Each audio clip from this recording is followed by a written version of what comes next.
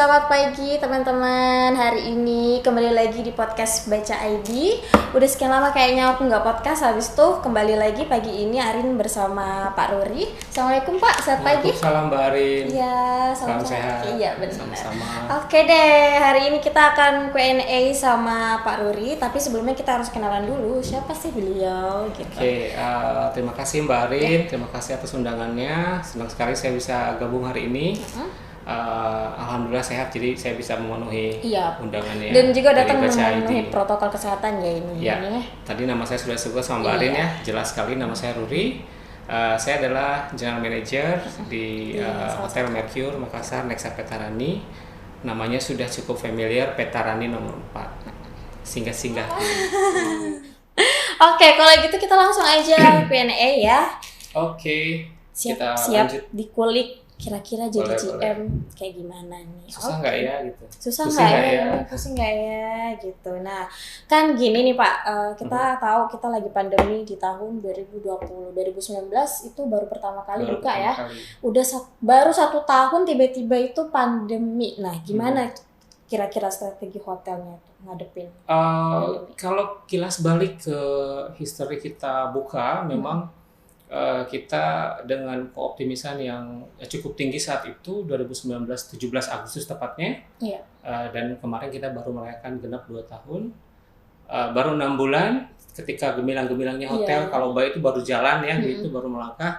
Tidak tahu tiba-tiba di tahun 2020, di awal 2020 kita kena pandemi strikes, dan itu cukup memukul dan membuat kita sedikit depres ya. Pastinya bukan hotel saja, yang sektor lain pun ikut terdampak dengan pandemi ini. Dan lumayan kita waktu itu berpikir keras bagaimana caranya kita survive di saat-saat itu. Nah, gimana caranya waktu itu ngadepin? Kan pertama kali banget ini, maksudnya kayak 2019 baru buka, terus di 2020 tiba-tiba COVID gitu tuh gimana? Ada kepanikan nggak? Kondisinya saat itu bukan hanya terjadi di Makassar, Indonesia atau bahkan itu dunia ya. Semua mengalami hal yang sama. Jadi secara natural ya kita terpaksa atau dipaksa untuk dipres gitu. Awal-awal memang masa sulit itu di 4 bulan pertama ketika pandemi masuk Indonesia, bulan awal Maret kalau tidak salah ya. Kemudian April. Kondisi berbalik hampir 270 derajat. Kenapa saya bilang 270 derajat? Karena masih ada sisa yang 90 derajat kita masih bisa survive begitu. Keputusannya adalah waktu itu ya, saya ingat, kita buka atau tutup. Nah, dengan resiko masing-masing. Kalau buka bagaimana resikonya, kalau tutup pun bagaimana. Setelah kita analisa lebih dalam, kemudian kita berdiskusi dengan pemilik, dengan operator, bagaimana baiknya kita bertahan di masa sulit itu. Akhirnya diputuskan kita melihat lebih banyak mana negatifnya atau kekurangannya ketika kita tutup hotel atau ketika kita buka hotel. Setelah pertimbangan banyak, kemudian diskusi panjang, analisa yang sangat dalam, akhirnya kita putuskan untuk buka waktu itu. Itu berapa lama diskusi kayak gitu? Di masa-masa pandemi kurang lebih 1 bulan. Jadi kita waktu itu tetap putuskan untuk buka dengan segala efisiensi di berbagai sektor atau lini. Kita lihat reaksi waktu itu, impact-nya bagaimana. Ternyata memang 1 bulan, kita lewati 2 bulan masih sama, 3 sampai 4, 5 bulan waktu itu. Bulan ke-6 Makassar mulai bangkit waktu itu. Tapi karena pandemik ini perlu penanganan khusus dan serius, jadinya ketika kita longgarkan sedikit, kurvanya naik lagi. Jadi berulang-ulang seperti itu. Kemudian masuk akhir tahun 2020, Makassar juga kembali positif karena memang kita disupport oleh pemerintah lokal untuk gerakan roda ekonomi waktu itu. Dan kita sangat semangat sekali, tapi efeknya adalah kurva naik lagi. Dan itu bikin kita panik lagi di awal 2021 kemarin. Iya, ini kan jatuh naik kayak gitu. Nah, kira-kira kalau di hotel, terutama untuk Mercure, gimana ini, kayak apa ya? Pasti ada strategi bagaimana, ada strateginya, apa yang kita gitu. lakukan. Banyak sekali diskusi-diskusi kita dengan tim juga, dengan Markom, dengan sales, dengan operation. Saya pancing mereka untuk berkreasi, untuk berinovasi bagaimana kita bertahan di masa-masa sulit ini, dan alhamdulillah itu konsisten kita lakukan. dengan beberapa terobosan-terobosan baru, kemudian strategi-strategi baru. Karena apapun yang kita lakukan saat itu adalah kita harus sesuai dengan kebiasaan normal. Ya, benar. Jika tidak, kita tidak akan berhasil menerapkan itu. Sedangkan sekarang orang-orang itu butuh secure, butuh safety. Iya, butuh safety. Ya, nah itu yang kita kedepankan. Jadi kita lebih utamakan apa yang seharusnya tamu-tamu kita dapatkan. Mereka ingin secure, mereka ingin safe travel. Jadi itulah salah satunya mungkin yang kita terapkan. Kita bangun trust dengan customer. Iya, benar. Karena trust customer itu lebih penting ya. Karena mereka lebih pintar, lebih tahu apa yang mereka butuhkan. Jadi kita menyesuaikan dengan permintaan pasar. Iya, oke. Kita di next pertanyaannya. Tadi kan udah ditanyain nih strateginya apa. Kira-kira program khususnya ada nggak? Mungkin 1-2 program khusus untuk sekarang yang dilakuin? Kita selalu berinovasi dalam melakukan penjualan produk pastinya. Kita punya 2 produk unggulan, kamar atau akomodasi dengan makanan.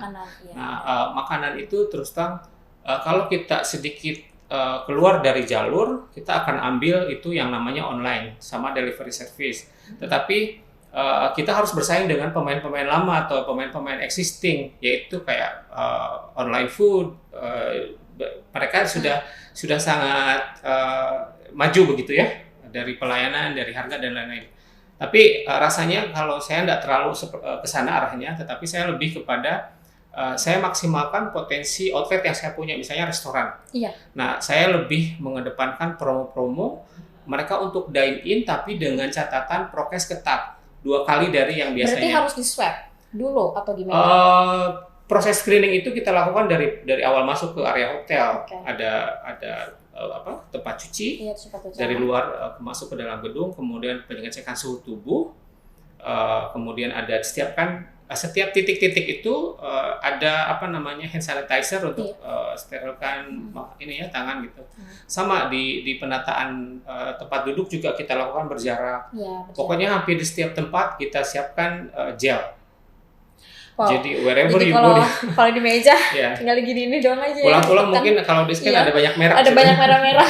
Kan biasa kan nggak semua tangan kulitnya ini ya sensitif juga. Tapi ya mau nggak mau saya bilang ini kebiasaan normal yang harus kita terapkan dan harus terus kita konsistenkan begitu. Jadi tamu tetap merasa secure selama ada di dalam hotel. Iya, oke. Itu di makanan, di kamar juga sama. Di kamar. Kita siapkan harga-harga khusus. Jadi istilahnya kita tidak melakukan jumping rate atau menurunkan harga terlalu banyak begitu. Karena sebagian hotel saya lihat seperti itu, tapi kami tidak melakukan itu, tapi saya lebih kepada membuat package yang ada value-nya begitu. Nah, harga yang terjangkau yang pastinya disesuaikan dengan market yang Makassar, sesuai dengan fasilitas hotel. Kalau bintang 4 ya harus bintang 4. Fasilitasnya Mercure mah nggak kaleng-kaleng guys. Aku udah pernah nginep ya sama kali itu, aduh sumpah. Ini bau-bau yang kayak ada tuh, tapi aku nggak mau nyebut deh. Nanti dikiranya pamer sih. Oke, lanjut. Sejauh apa penurunan okupansi di masa pandemi ini? Jika dibandingkan dengan kondisi normal saat itu, kalau saya hitung sih sebetulnya lebih dari 100%. Kita berangkat dari kondisi normal waktu itu market Makassar masih kisaran 60-70%. Setelah pandemi, terutama di awal itu sempat kita ada di titik terendah 7-10%. 7-10%. Ya, awal 2020. Tetapi karena Makassar juga pemerintah, saya pikir pemerintah cukup fair ya, mereka tetap support perekonomian, jadi tetap berjalan. Sekarang sih sudah ada di kisaran 30%. Artinya menuju ke normal itu masih jauh, tapi paling tidak kita sudah survive gitu. Iya, benar. Dan banyak hotel juga saya rasa di Makassar yang survive seperti itu, tetapi banyak juga yang teman-teman kita yang harus tutup, kemudian harus PHK dan lain-lain. Iya, kalau di Mercure mengalami juga kira-kira? Alhamdulillah sejauh ini untuk PHK tidak ada. Tapi kita lakukan efisiensi dengan cara rolling atau kalau untuk pekerja tetap atau kontrak tetap itu kita berlakukan unpaid leave WFH. Iya, WFH. Kemudian untuk casual atau daily worker kita lakukan pengurangan hari kerja. Disesuaikan dengan kebutuhan. Jika jika hotel perlu tenaga tambahan ya kita tambahkan gitu. Intinya sampai saat ini alhamdulillah tidak ada satupun ya, kecuali mereka berhenti dan mereka beristirahat gitu. Itu permintaan sendiri. Iya, sejauh ini nggak ada ya. Tidak ada. Berarti aman guys mereka. Alhamdulillah masih bisa struggle semuanya, masih bisa di backup gitu. Oke, terus selanjutnya tadi udah ya dibahas tenaga kerja karena nggak ada pemangkas. Terus seandainya pandemi ini berkepanjangan sampai 2002, kira-kira nasib bisnis perhotelan menurut Pak Ruri ini gimana? Apakah nanti akan ada PHK, apalagi kita PPKM ini? Dilanjut ya? Iya, dilanjut sampai 6 September katanya. 6 September. Terus sebetulnya gimana? Kalau pendapat pribadi saya, tidak ada satu orang pun yang ingin ini berlanjut. Tetapi jika kemungkinan ini akan terus berlanjut, kita pun harus siap gitu, harus siap. Sumber daya manusia harus siap, kemudian semuanya lah, semua aspek harus ikut terlibat, semua stakeholder harus terlibat. Karena saya yakin support dari pemerintah daerah maupun pusat, mereka akan tetap support supaya ekonomi tetap berjalan. Saya meyakini hal yang satu ini. Tinggal bagaimana kita menyesuaikan dengan pasar. Apa yang mereka butuhkan. Saya bilang tadi, kalau misalnya bicara tentang hotel, akomodasi, tentunya mereka pengen yang secure dan safety hotel. Nah ini kita dulu penuhi, kita bangun trust-nya dari awal. Kalau misalnya kita sudah, tamu-tamu kita sudah merasa nyaman, homey, comfortable, ya sudah pilihannya adalah kita bersaing dengan pasar, dengan hotel-hotel lain. Alhamdulillah sejauh ini kita punya tamu-tamu yang cukup loyal, member-member kita, kemudian korporasi juga masih ada, pemerintah juga masih ada, cuman ada batasannya. Kegiatan-kegiatan seperti MICE itu masih tidak boleh. Wedding pun, akad nikah pun itu tidak boleh dalam jumlah besar. Ini kalau wedding kayak gimana nih? Kan sekarang masih banyak juga orang kita lebih perhalus lagi dengan acara seremonialnya, akad nikahnya. Kalau resepsi masih tidak boleh. Tetapi kita dibolehkan, tetapi kita membatasi. Ada batasan ya? Ya kalau di tempat saya ukur dengan people flow-nya. Jadi kita usahakan mereka tidak berkumpul dalam satu tempat, tapi merotasikan tamu-tamu. Jadi misalnya kita ada ruang tunggu di bawah, kita perkenalkan mereka maksimum di ballroom hanya 30 saat itu, hanya untuk kasih selamat, kemudian foto pun kita skip biasanya. Jadi setelah udah nggak ada foto ya? Nggak ada, kecuali keluarga inti, dan itu pun harus prokes. Jadi semua makanan dikemas dalam box. Jadi nggak ada yang makan di tempat ya, dibawa pulang. Dan itu pun alhamdulillah klien kita tidak ada satupun perlawanan. Maksudnya ya memang kondisi saat ini harus seperti itu ya. Kita yang menyesuaikan dengan normal barunya gitu. Bukan kita memaksakan kehendak kemudian kita melanggar semuanya, dan itu yang nggak boleh. Tapi nggak ada kan selama ini yang kayak gitu? Nggak ada, alhamdulillah masih kooperatif. Karena intinya adalah kegiatan itu harus berjalan. Pernikahan itu harus tetap ada karena itu kan sakral gitu toh. Tetap harus temanya dapat, feel-nya dapat, ininya juga dapat, privilege-nya juga dapat. Intimate sih mungkin ya, karena kan sedikit juga yang diundang. Saya rasa kalau di hotel tuh lebih aman ya, karena kita progresnya lebih berlipat-lipat gitu. Daripada ngadain di luar sih juga ya. Ya itu yang tidak tergaransi. Ya itu. Terus apa lagi nih? Nah, sejauh ini apakah hotel itu ikut menerima stimulus pajak dari pemerintah? Tahun lalu memang ada. Ini program pemerintah pusat, namanya Dana Hibah Pariwisata, itu stimulus insentif. Tapi sayangnya tahun lalu Makassar atau bahkan Sulsel itu tidak menerima bantuan itu sama sekali. Tahun ini? Tahun ini serentak ada. Kita sudah lakukan juga pendekatan ke Dinas Pariwisata, ke Dispenda, seperti itu. Proses pre-dokumentari sudah dilakukan. Sepertinya insya Allah tahun ini Makassar akan mendapatkan dana insentif itu. Berarti rata ya dari semua hotel Makassar dapat semua? Di tahun lalu tidak. Tahun lalu tidak? Karena ada satu lain hal, jadi... Apakah ada syaratnya untuk dapat itu? Ada beberapa kriteria yang mendapatkan bantuan itu. Salah satunya adalah kepatuhan dalam memenuhi kewajiban membayar pajak setiap bulan. Kalau untuk hotel dan restoran itu ada namanya pajak daerah, itu harus disetorkan. Itu harus dipenuhi dulu, kemudian ada pre-dokumentarinya, kemudian ada kalkulasinya berapa. Jadi itu berdasarkan dari seberapa besar kontribusi kita kepada pemerintah daerah. Iya. Seperti itu Jadi cara berhitungnya. Ya, gitu. Mudah-mudahan sih tahun ini lancar ya. Jadi Iya. kita sudah predokumentari, kemudian ada penyisihan pertama melalui penyerahan dokumen-dokumen. Berarti itu diseleksi juga dulu ya? Diseleksi, ada kriterianya, dan memang itu hak prerogatifnya Dinas Pariwisata dan Dinas Pendapatan Daerah. Di next lagi, sejauh itu dampak stimulus pajak ke hotel kayak gimana? Karena tahun lalu tidak ada sama sekali, saya rasa kami masih menggunakan resources yang ada. Jadi kami tidak merasakan manfaat itu, tetapi seharusnya dana tersebut itu digunakan untuk membantu operasional. Iya, benar. Misalnya kalau misalnya kita terkendala dengan pembayaran gaji dan lain-lain, nah mungkin itu adalah bagian yang memang harus kita dapatkan manfaatnya untuk setiap hotel, setiap pelaku usaha. Berarti karena Merkur belum dapat, jadi nggak bisa dirasain ya? Karena belum termaksimalkan ya, belum kita maksimalkan, belum kita manfaatkan. Tahun ini mudah-mudahan. Insya Allah tahun ini lancar.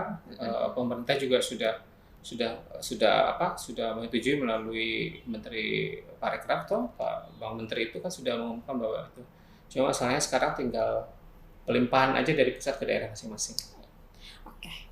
Next lagi nih, bagaimana kebijakan pemerintah dalam mendukung kebangkitan usaha perhotelan? Apakah kira-kira sudah memenuhi ekspektasi Pak Rulis sebagai GM? Saya rasa itu sudah dilakukan secara fair. Masalahnya adalah kegiatan-kegiatan yang kita lakukan untuk meningkatkan perekonomian di masa-masa pandemik itu terkendala dengan masalah pandemik itu sendiri. Jadi seperti kayak dilema, kita maju ada impact-nya, kita mundur juga ada impact-nya. Jadi sekarang kalau saya lihat kebijakan seperti kayak PPKM berlapis, ada level 1 sampai 4, itu mungkin sedikit lebih membantu, lebih fleksibel, karena saya lihat daerah-daerah itu, kota-kota itu, kota kabupaten di seluruh Indonesia akan dievaluasi berdasarkan indikator kenaikan pandemiknya dibandingkan dengan ekonomi. Saya rasa itu lebih fair ya. Kalau misalnya memang dia tidak banyak kasus, kemudian dia juga bisa bergerak, ada level 1, 2, 3, 4 itu yang menentukan. Jadi saya rasa mungkin lebih tepat sekarang ya. Iya. Mudah-mudahan lebih berasa begitu. Ya, tinggal bagaimana pelaku usaha bersinergi dengan Satgas, bersinergi dengan tim Raika, jadi supaya saling merangkul begitu. Jangan saya nggak mau kalau selalu mendengar ini dibubarkan, itu dibubarkan. Saya rasa sebenarnya itu masalah komunikasi saja. Biasanya banyak berita kayak gitu sih ya. Ya, ini bagaimana aparat dengan pelaku usaha bersinergi sehingga mereka bisa saling mengingatkan begitu. Kan itu bukan kriminal ya, menurut saya. Apalagi yang kemarin tuh mereka hanya mencari nafkah begitu. Mereka hanya butuh. Apalagi pendapatannya cuma dari karyawan, memberikan nafkah buat keluarga, itu saya rasa. Lebih humanis lah. Ya, lebih humanis, karena jangan sampai keulang lagi ya kejadian kemarin itu. Sedih sekali rasanya karena mereka juga jualan tuh karena ya mereka sumber penghasilan makan. Iya, sumber penghasilan mereka dari situ, guys. Kalau nggak jualan gimana? Sama juga dengan hotel ya gitu. Nah, yang terakhir nih, apa yang Anda usulkan untuk mempercepat bisnis perhotelan ini supaya meningkat lagi? Kalau dari saya lebih kreatif, lebih sensitif dengan kebutuhan pasar. Jika memang kita sudah penuhi, kita sudah bangun trust dengan customers, kita sudah penuhi kewajiban kita untuk menjamin bahwa prokes itu berjalan dengan baik, secara konsisten tentunya, saya rasa itu akan menjadi pilihan masyarakat secara alami ya. Jadi biarlah mereka yang menilai siapa saja yang melakukan itu secara konsisten, siapa saja yang serius mereka melakukan prokesnya itu dengan baik di tempat masing-masing. Saya rasa masyarakat juga lebih pintar sih memilih. Iya, jadi kalaupun misalnya mereka lakukan itu promo melalui sosmed, it's fine, sah-sah saja orang melakukan apapun tuh, tapi pada akhirnya kan customer yang menilai. Jadi mereka pun bisa menulis, oh ternyata tidak ketat ya begitu. Nah, jangan salahkan customernya. Customer itu adalah our real judge. Mereka judge kita yang paling nomor satu gitu. Bener.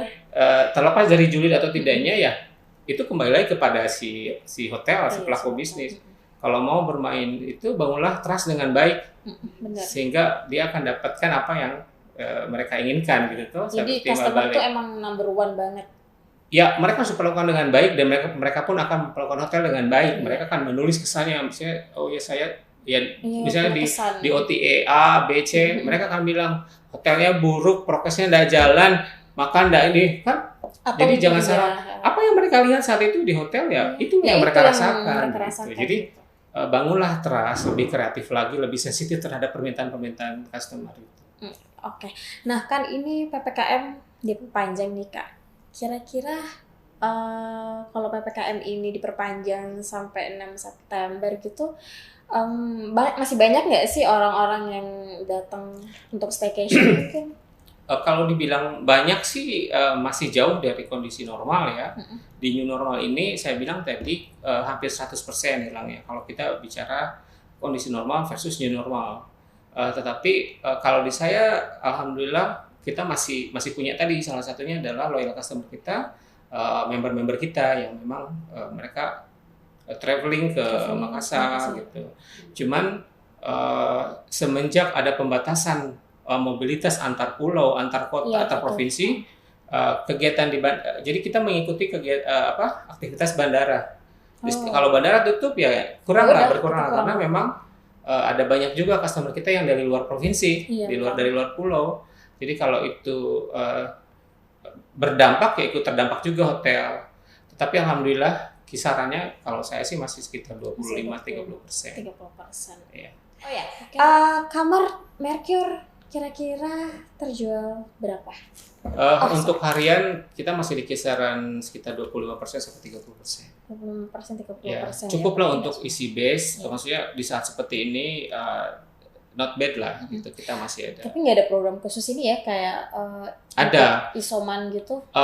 Kita bukan hotel karantin, kita justru memberikan fasilitas yang buat mereka nyaman di hotel gitu, untuk tinggal, untuk istirahat, untuk staycation. Takut juga sih. Ya karena saya bilang tadi kita harus bangun trustnya dari awal dengan memberikan pembuktian ketika mereka datang, karena gini. Mereka yang akan melihat langsung kok, mereka akan menilai seberapa serius kita menangani masalah ini, seberapa serius kita menerapkan prokes, menjaganya gitu, seperti kayak kalau saya setiap 3 jam itu disinfektan di semua public area, di koridor, di kamar-kamar tamu ketika tamu harus check in check out gitu. Oke. Mungkin udah cukup kali ya kita pagi hari ini. Oke, kalau begitu terima kasih untuk Pak Ruli dan tim Mercure sudah hadir pagi hari ini. Jangan lupa sering-sering datang. Insya Allah. Nanti kita bikin konten lagi deh. Selama diundang, selama itu bermanfaat buat viewers, saya rasa tidak masalah. Kita berbagi cerita, berbagi ilmu soal hotel kebahagiaan. Yang penting kalau di masa-masa sekarang harus tetap happy. Iya benar. Kalau stres itu wajib. Tidak boleh sedih. Kayaknya ngaruh ke badan. Dan itu sangat Semua menular. itu sangat ya benar banget. Harus dijaga juga kesehatan mental. Oke, kalau gitu sampai jumpa lagi nanti di podcast selanjutnya ya. Nggak tahu deh siapa nanti bintang tamunya. Mungkin markomnya Pak Kakaria bisa kali ya. Kakaria itu banyak. Nanti dia yang dikulik. Setelah GM yang dikulik, dia yang dikulik. Oke deh kalau gitu. Thank you. Wassalamualaikum warahmatullahi wabarakatuh. Dadah guys.